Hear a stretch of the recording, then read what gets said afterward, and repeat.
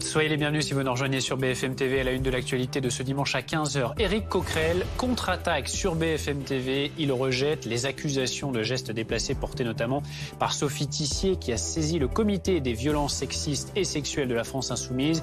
Éric Coquerel dit n'avoir jamais eu de sa vie ce type de comportement. De nombreux morts après des frappes sur Sloviansk et Moscou qui déclare avoir conquis la ville de Lysychansk et toute la région de Lougansk. La guerre de communication se poursuit avec l'assaut russe dans l'est de l'Ukraine. Nous ferons le point sur la situation alors que de violents combats se poursuivent depuis plusieurs jours. Le début des vacances avec notamment l'arrivée des premiers juilletistes. Beaucoup ont besoin de partir et de souffler. Comment s'annonce la saison? Nous serons dans un instant avec un restaurateur de Lacanau. Une chose est sûre, c'est que vous vous ruez sur les tests Covid et quand reprise épidémique coïncide avec des parents en vacances, vous verrez que les pharmacies sont actuellement prises d'assaut. Reportage à suivre dans cette édition.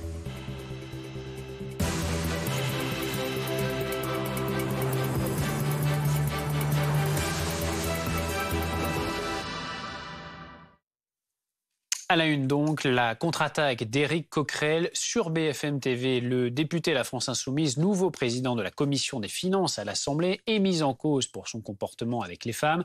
Ce dimanche, Sophie Tissier, ancienne figure des Gilets jaunes, a indiqué avoir saisi le comité contre les violences sexistes et sexuelles de la France Insoumise, dénonçant notamment sur Twitter des comportements déplacés de la part d'Éric Coquerel qui s'est défendu au micro de Benjamin Duhamel. Il assure n'avoir jamais eu ce type de comportement. Écoutez. On est arrivés ensemble avec Sophie Tissier dans cette soirée. C'est une soirée où il y avait plein de monde, d'accord.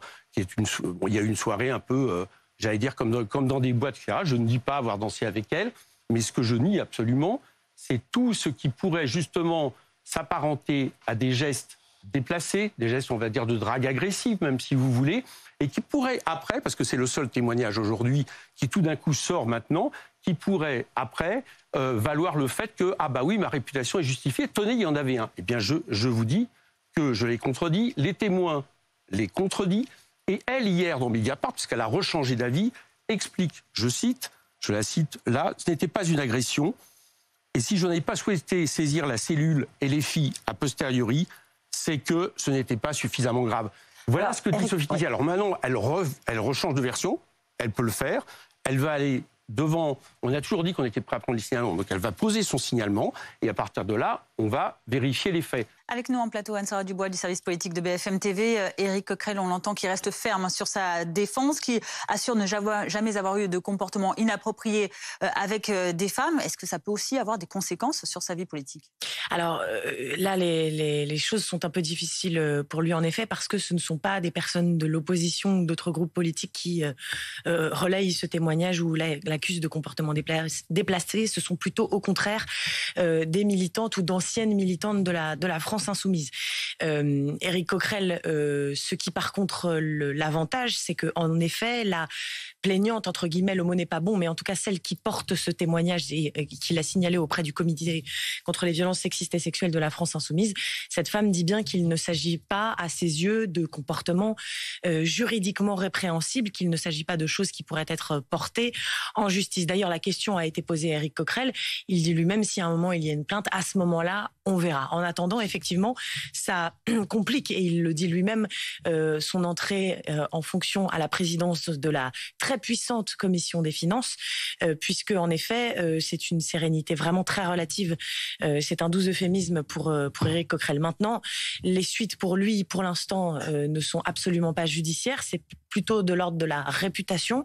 Et on imagine qu'il y a une partie qui va se dérouler au sein de la France Insoumise, puisque ce comité contre les violences sexistes et sexuelles entendra vraisemblablement Éric Coquerel, comme il a reçu le témoignage de Sophie Tissier, pour confronter, voir quels sont les éléments dont il dispose. Et puis on vous redit aussi que Éric Coquerel a précisé lors de cette interview chez nous à la mi-journée qu'il n'exclut pas de porter plainte pour diffamation, et a-t-il ajouté le mouvement aussi pour ceux qui auraient relayé ces rumeurs. Et on décrypte tout cela avec Benjamin Morel, maître de conférence à l'université Paris 2, Panthéon-Assas. Bonjour Benjamin. Bonjour. La défense d'Éric Coquerel, comment est-ce que vous l'analysez, sachant que le député avait également publié une tribune dans le JDD juste avant le signalement de Sophie Tissier?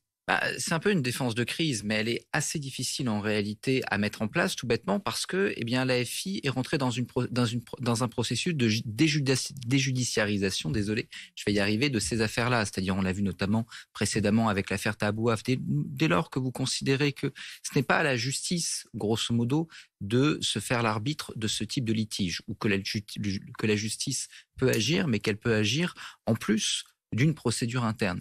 La qualification des faits, les procédures et la manière dont ces procédures vont pouvoir être évaluées en interne et en externe est évidemment sujette à caution et sujette à interprétation. Donc dès lors, vous pouvez vous avancer sur ce terrain-là, mais par définition, la suspicion continue de tenir. Donc pour toutes ces raisons-là, on a un Éric Coquerel qui, quand bien même demain, cette commission interne ne devait pas aller plus loin, serait malgré tout fragilisée, ça a été dit par Anne-Sourah Dubois tout à l'heure, d'un point de vue réputationnel. Après, on n'est pas du tout dans les mêmes cas que par exemple Damien Abad ou Tabouaf, tout bêtement, parce que Damien Abad, son sort dépend du président de la République, Tabouaf, c'était une commission d'investiture, Éric Coquerel est député. Et donc, à partir de là, les procédures qui pourraient le conduire à ne plus être député ou à être sanctionné et à voir sa carrière politique à ce stade-là impactée, y compris en tant que président de la Commission des Finances, ne dépendent ni des instances internes de l'AFI, ni d'un arbitrage politique du président de la République. Donc les protections, entre guillemets, classiques qui s'exercent pour un élu, s'exercent pour lui. Donc, a priori, pour l'instant, d'un point de vue judiciaire, on a un président de la Commission des Finances qui ne peuvent pas vraiment être inquiétés.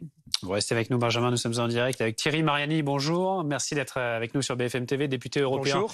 Rassemblement national, Éric Coquerel dit donc n'avoir jamais eu de comportement déplacé avec les femmes. Qu'en pensez-vous ? Écoutez, je vois surtout qu'en ce moment, LFI est pris à son propre jeu, à savoir vouloir donner des leçons depuis des mois dans la vague de MeToo. Aujourd'hui, cette campagne se retourne un peu contre eux. Qu'est-ce que je pense de tout ça ? D'abord, je rejoins l'intervenant précédent. Il y a une justice en France. On n'a pas désormais à faire trancher des conflits par une commission interne, par une sorte d'instance comme dans une secte. Si la personne a été victime d'un acte inapproprié, elle doit porter plainte devant la justice. C'est le droit français. Et deuxièmement, je suis attaché à la présomption d'innocence. Vous savez, je n'ai aucune sympathie politique pour M. Coquerel. Aucune sympathie politique pour M. Abad. Mais je dis simplement que ces deux personnes, le jour où elles seront condamnées, devront bien sûr en assumer les conséquences et je pense démissionner de leur poste si elles sont condamnées. Aujourd'hui, elles sont présumées innocentes. Donc à la justice de répondre. Ce qui serait bien, c'est que dans ces cas-là, elles répondent j'allais dire le plus rapidement possible. C'est pas une enquête internationale, mais si on commence désormais à rentrer dans des campagnes de dénonciation où immédiatement les personnes doivent démissionner, la politique française et la vie politique en général va devenir immédiatement une succession de dénonciations imaginaires ou réelles. On rappelle, Thierry Mariani, que Éric Coquerel n'est pas pour l'instant inquiété. Il bénéficie toujours de la présomption d'innocence pour l'instant il n'y a pas eu de plainte, c'est ce qu'on précise pour tous nos téléspectateurs. Il n'y a eu que ce signalement devant cette commission interne. Oui, ce qui prouve quand même, sans vous vexer, que c'est pour moi quelque chose de totalement disproportionné. Si désormais quelqu'un fait une lettre à une instance interne et avec tout le respect que je vous dois, ça mobilise toutes les télés, je trouve que c'est un peu excessif. Voilà. Et je le répète, je me trouve à l'insu de mon plein gré, presque devant défendre M. Coquerel, mais en réalité, je défends la présomption d'innocence et je défends la justice en France. Parce que demain, ce genre de dénonciation où il n'y a même pas de plainte, n'importe qui peut s'en trouver victime. Donc, ok, on a eu la vague MeToo, c'était nécessaire. Les agressions contre les femmes sont inadmissibles, mais les dénonciations abusives le sont tout autant. Thierry Mariani, vous avez mentionné dans la même phrase Éric Coquerel et Damien Abad. Est-ce que selon vous, il faut les mettre à la même échelle ? Pour l'instant, les cas sont vraiment très différents. Absolument. Mais l'un, comme vous l'avez dit, n'a pas de plainte en justice. L'autre a une plainte en justice. Mais il est toujours présumé innocent. Voilà. Je pense que c'est à la justice de répondre rapidement. Quand je dis rapidement, c'est pas une enquête internationale. C'est en réalité des personnes à auditionner. Et puis après, la justice doit être rendue. Et si jamais M. Abad est reconnu coupable, effectivement, il doit, à mon avis, abandonner son poste. Merci Thierry Mariani d'avoir répondu à nos questions cet après-midi. Merci. Député européen du Rassemblement national, Benjamin Morel. On a entendu la position de M. Mariani. Est-ce que vous estimez que la position d'Éric Coquerel est menacée par pour l'instant, donc ce n'est pas une plainte, par ce signalement de Sophie Tessier? Pour l'instant, pas réellement, encore une fois, parce que son sort dépend et de la Commission des finances. Alors, il y aura un renouvellement dans 1 an. C'est-à-dire que si jamais vraiment le cas Coquerel devient trop problématique à ce moment-là, la Commission des finances pourra se choisir un autre président. Et de l'autre côté, eh bien, sa position de député ne dépend pas, encore une fois, de cette affaire. Donc ensuite, il peut y avoir éventuellement une remise en cause au sein de la FI. Mais là, encore une fois, on est face à une déjudiciarisation de la procédure qui fait que quand bien même la procédure soit classée, il n'est pas certain que son nom soit lavé parce que vous aurez toujours des personnes qui considéreront que la procédure n'était pas neutre, etc. C'est tout le danger de cette déjudiciarisation. Avant, ça valait pour les ministres, mais à la rigueur, on aurait pu l'étendre. Vous aviez ce qu'on appelait la jurisprudence Bérégovoy-Balladur, c'est-à-dire que dès lors que vous aviez un ministre qui était mis en examen, on considérait qu'il devait démissionner. C'était très, très imparfait, mais l'idée, c'est que vous avez un temps judiciaire qui est beaucoup trop long et que politiquement, souvent, ce n'est pas tout à fait tenable et qu'à partir de là, la mise en examen permettait d'évaluer le caractère sérieux des accusations et donc, eh bien, de faire le choix de démissionner un ministre et peut-être un président de la Commission des finances, un député, on aurait pu étendre ça. Le fait d'avoir remis en cause depuis le début du précédent quinquennat cette jurisprudence, en maintenant des ministres qui étaient mis en examen, en démissionnant d'autres qui, eux, eh bien, ne l'étaient pas, eh bien, aujourd'hui, vous avez une forme de flou. Et dans cette forme de flou, aujourd'hui, tout à chacun peut trouver ses coupables et ses innocents. Merci beaucoup Benjamin. Sachez que Jean-Luc Mélenchon, qui a pris la défense d'Éric Coquerel, reviendra notamment sur cet épisode demain matin sur BFM TV. Il sera l'invité de Bruce Toussaint à 10h. Ne manquez pas ce rendez-vous. Il y a une autre actualité également politique, c'est ce remaniement qui est très attendu a priori en début de semaine, dans les prochaines heures même, selon Aurore Berger, la présidente du groupe Renaissance à l'Assemblée. Alors quelles sont les dernières pistes envisagées par l'exécutif? Les précisions d'Anne-Sora Dubois. La première piste qui est toujours la même, ça c'est pas nouveau, c'est d'aller vite d'abord, effectivement, puisqu'il y a le discours attendu de politique générale de la Première ministre, si c'est bien à cette date qu'il a lieu mercredi. Et ensuite, très rapidement, dans la foulée, le gouvernement veut présenter le plus rapidement possible le projet de loi qui a trait au pouvoir d'achat, puisqu'il est très attendu par les Français. Donc, ça laisse effectivement 24 à 48 heures, si on inclut les passations, pour décider, pour dévoiler le casting du futur gouvernement. On sait que la majorité des consultations ont été réalisées par Elisabeth Borne et par le chef de l'État. Ils s'en sont parlé vendredi. Donc la première piste, c'est d'abord toujours la rapidité, ces remaniements TGV. Deuxième piste, c'est effectivement ce qu'on entend depuis quelques jours dans la bouche de certaines personnes de la majorité et même de proches du chef de l'État, c'est d'essayer d'avoir des ministres politiques, puisque la donne a changé encore une fois après ces élections législatives. On est passé d'un gouvernement d'action à un gouvernement qui doit être un gouvernement de diplomatie parlementaire. En clair, des ministres qui connaîtraient suffisamment bien le Parlement pour pouvoir effectivement aller batailler texte par texte pour essayer de remporter à chaque fois une majorité. Si c'est pas une majorité, au moins, pour la petite anecdote, c'est négocier des abstentions, parce que l'abstention fait baisser le niveau de la majorité. Donc ça aussi, ça permet de faire valider des textes. En maths. Exactement, il faut être très bon en maths. Évidemment, l'objectif, vous le voyez, c'est de remplacer aussi les 4 ministres sortants. Pourquoi 4 ministres sortants? Parce qu'il y en a 3 qui ont été battus. Il y en a 3 qui ont été battus aux élections législatives, et il y en a une 4e qui, elle, a remporté le perchoir, présidence de l'Assemblée nationale, évidemment incompatible avec un Marocain ministériel. Voilà ces 4 ministres qu'il faut remplacer. Il faudra aussi, évidemment, remplacer les ministres. Enfin, est-ce qu'il faudra, est-ce que la question est en discussion, remplacer les ministres qui peuvent être en état de faiblesse, d'affaiblissement en tout cas politique? Damien Abad, qui est victime d'une plainte qui est visé par une plainte pour tentative de viol, et Chrysoula Zacharopoulos, 2 plaintes pour viol dans le cadre de son exercice de la médecine comme gynécologue. Ce sont des ministres qui sont fragilisés. Voilà pour cet troisième objectif. 4e objectif, évidemment, essayer de faire représenter au sein de ce futur gouvernement les différentes alliances qu'Elisabeth Borne et Emmanuel Macron ont pu nouer avec des oppositions qui peut-être leur seraient du moins favorables, au moins pas trop hostiles pour les mois qui viennent. On évoque à présent la guerre en Ukraine avec cette dernière information. Des tirs aux lance-roquettes multiples ont eu lieu sur la ville de Sloviansk. Il y a de nombreux morts et des blessés selon le maire de la ville. Et puis des violents combats se poursuivent notamment à Lysychansk dans l'est du pays. La Russie dit avoir conquis la ville et toute la région de Lugansk dans le Donbass. Adrien Spiteri. À bord de leur véhicule, ces combattants tchétchènes célèbrent leur entrée dans la ville de Lysychansk. Sur ces images, des soldats brandissent des drapeaux devant des bâtiments en ruine. Une dernière vidéo dont la localité n'a pas été officiellement confirmée, mais le ministère russe de la Défense annonce aujourd'hui avoir entièrement conquis la ville ainsi que toute la région de Lougansk. Le ministre de la Défense, Sergueï Shoïgu, a informé Vladimir Poutine de la libération de la République populaire de Lougansk. Une information pas confirmée par Kiev. Ce matin, le gouverneur ukrainien de Lougansk reconnaissait toutefois l'avancée des troupes russes. Ils subissent des pertes importantes, mais ils avancent obstinément. Ils s'installent dans la ville, ainsi qu'à Viernio-Kamianka, et continuent de détruire les colonies. Depuis plusieurs jours, les combats s'intensifient dans la ville. Des combats qui ont fait de nombreuses victimes, comme cet homme touché par une explosion. Un obus est tombé juste devant ma maison, à quelques mètres. Ma voisine a été tuée. Cette femme, elle aussi évacuée, raconte avoir frôlé la mort.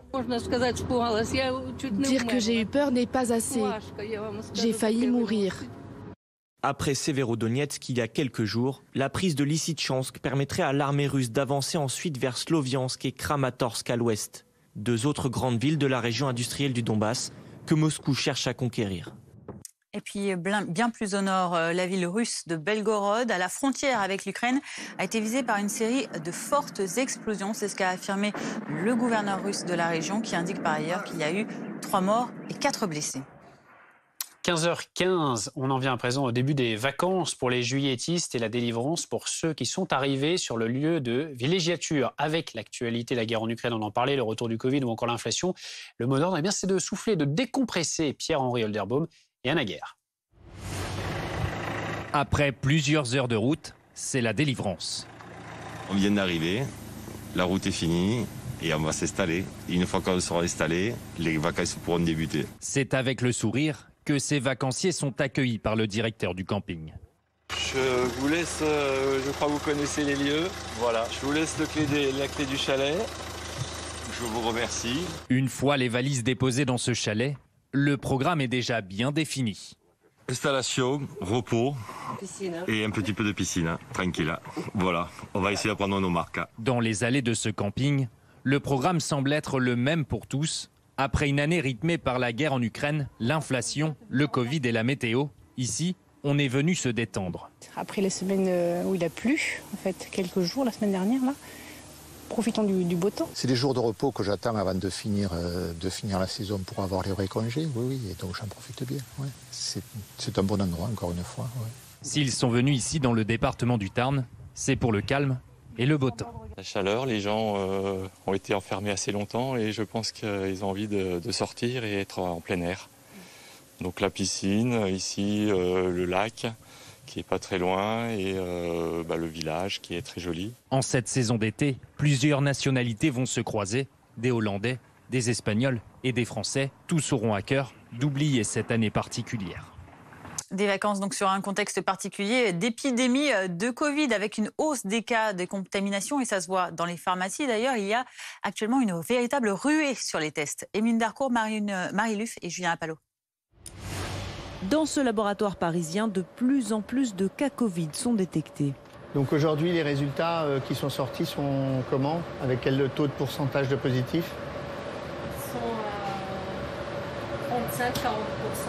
De positifs aujourd'hui. Un taux de positivité élevé et une forte augmentation du nombre de personnes testées. 30% de plus en une semaine dans ce laboratoire. Ce ne sont pas des demandes pour des voyages, ce sont des contrôles pour des gens qui ont quelques symptômes, mais c'est jamais avec l'affolement, c'est jamais avec la pression que l'on a connue précédemment. Pas d'affolement, mais les habitants retrouvent leur réflexe de se faire tester face à la 7e vague. Je me suis quand même fait tester 2 fois cette semaine. 2 fois cette semaine? Oui. Parce que je fais un stage dans un ESAT et du coup c'est avec des personnes handicapées et du coup il vaut mieux prendre des précautions quand même. Si j'ai des symptômes ou que j'ai des cas contacts, je vais aller me faire tester dans tous les cas. Je me fais tester si j'ai des symptômes mais je vais pas me faire tester pour rien en fait. Paris est le département où le taux de dépistage est le plus élevé. Il est en augmentation également en Alsace. On a une hausse des tests depuis à peu près mi-juin. On a à peu près doublé nos nombres de tests. Là, on est à peu près entre 40 et 50 par jour.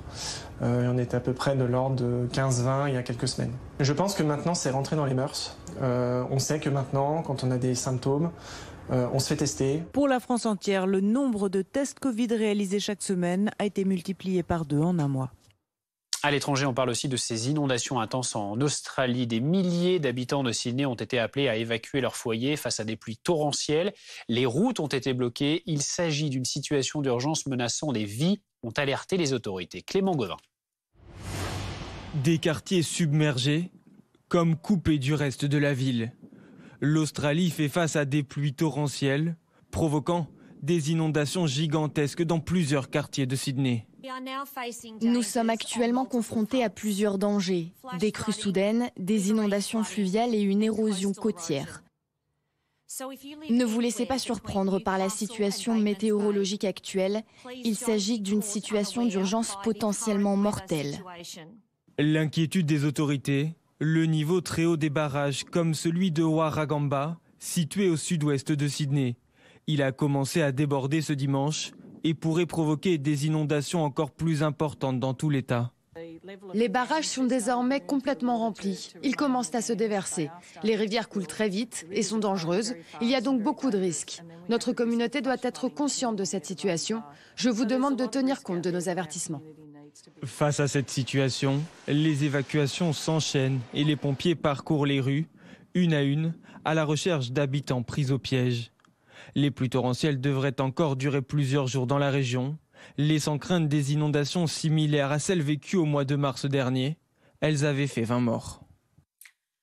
15h20, restez avec nous dans un instant sur BFM TV. Éric Coquerel qui se défend sur notre antenne.